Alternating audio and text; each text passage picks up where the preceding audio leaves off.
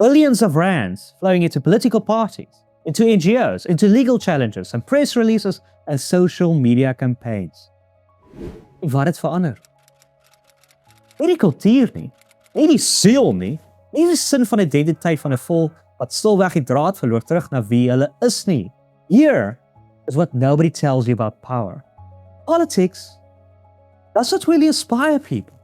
Not once in all of recorded history has a policy document made a child want to be something greater than what they are. Not once has a legal brief made a broken community lift its head and believe again. But a song did, a film did, a poem did.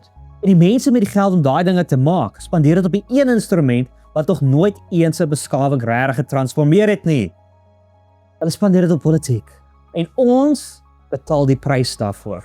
To understand what is being lost, you have to go back. For most of human history, the pursuit of serious profit was considered not admirable, but shameful.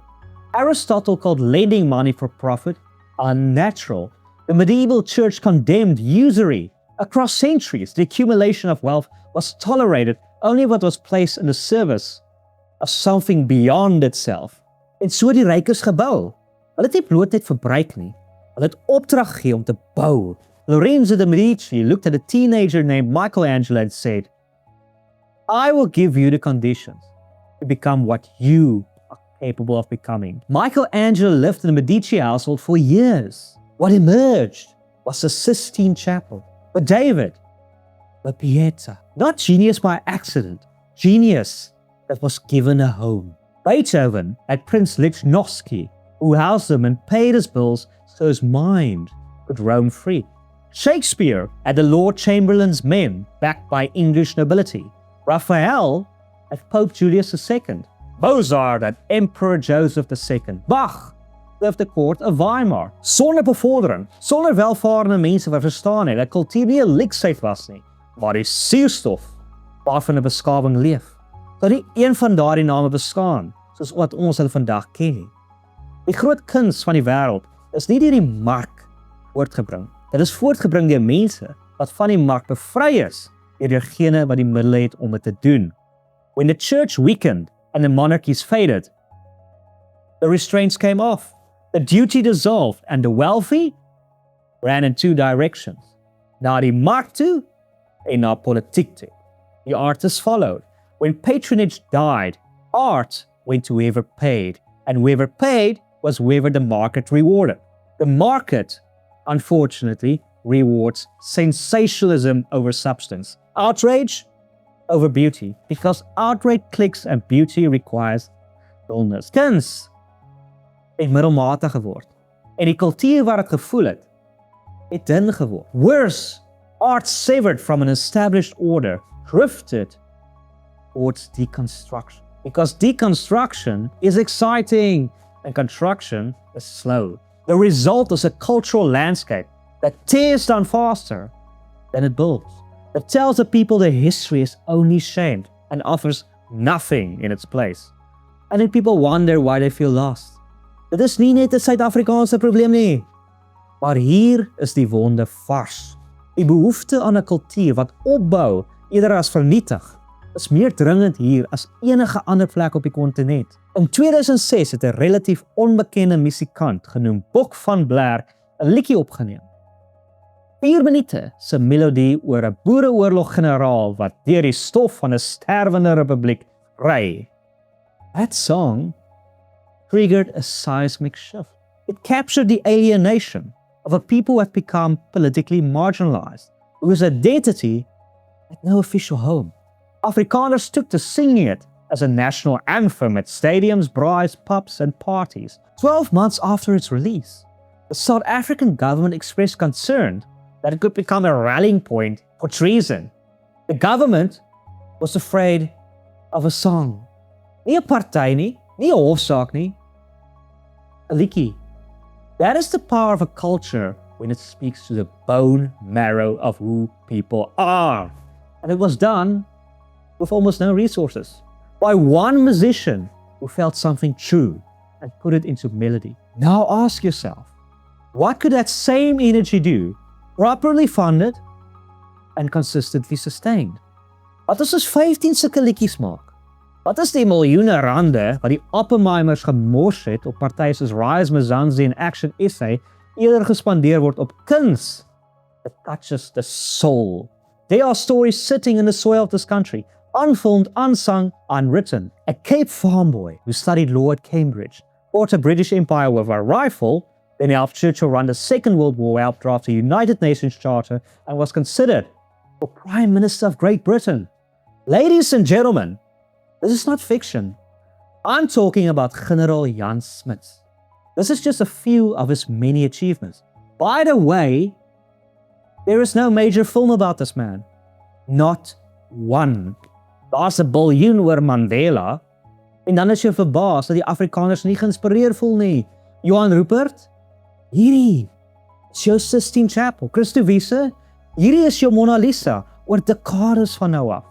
Stel jou voor, jy is die persoon wat die Jan Smuts film maak. The film that wins Oscars and drives News24 crazy, that will inspire the next generation of Afrikaners to get involved in politics. Ek kan dit vir jou regisseer en dit vir jou skryf. That is just one name, one example of 1,000. Daar is baie kunstenaars wat oor dinge meer waardevol wil sing en skryf. Ek is seker, hulle wil nie die hele tyd, hey baby, baby, ek is lief vir jou, kom ek sit my voel in jou toaster sing nie. Hulle wil sing oor beter goed as dit. The material is not the problem. What is missing is the belief. A culture is worth funding. The conviction that a film, a song, a novel is a more powerful instrument of change than another press release or another campaign donation that changes nothing but the headline. Culture is the software of a civilization. It determines what people believe is possible, what they believe they deserve, what they believe they are. 500 years after Medici, people still fly across the planet to stand in silence in front of what their patronage made possible. Nobody flies anywhere to read a policy document. Die sagte ware is stukkend en die mense met die middele om dit te herskryf, spandeer hulle geld op die harde ware en wonder hoekom niks laai nie.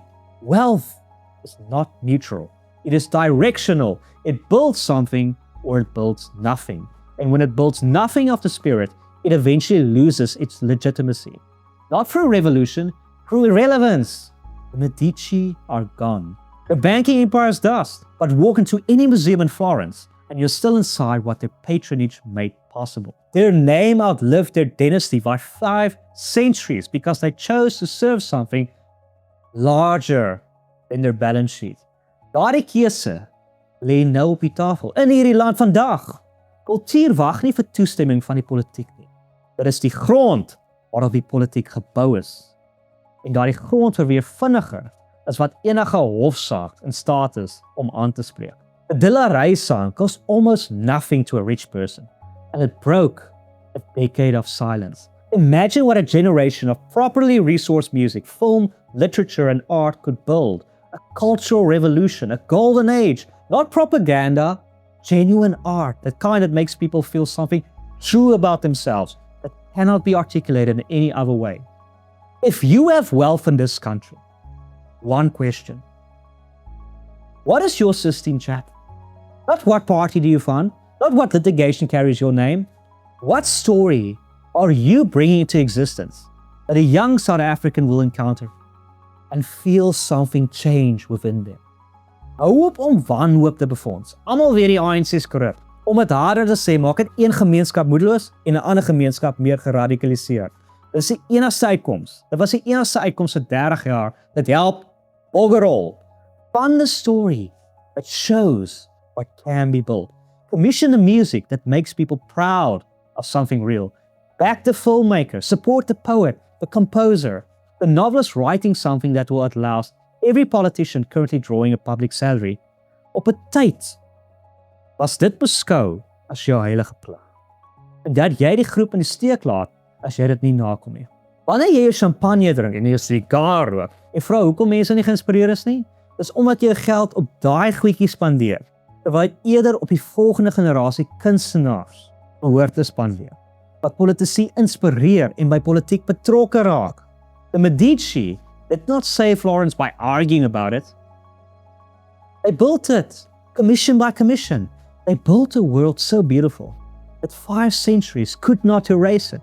South Africa has the raw materials for the same. The history is staggering, the talent is there, the hunger or culture that lifts rather than diminishes is palpable in every stadium, every braai, every concert where a song hits the right note and strangers suddenly feel like people again.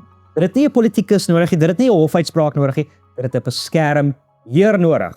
Legacy is not what you accumulated. It is what you made possible for those who come after you. The Medici understood that. The question is, when will South Africa's wealthy finally join the club?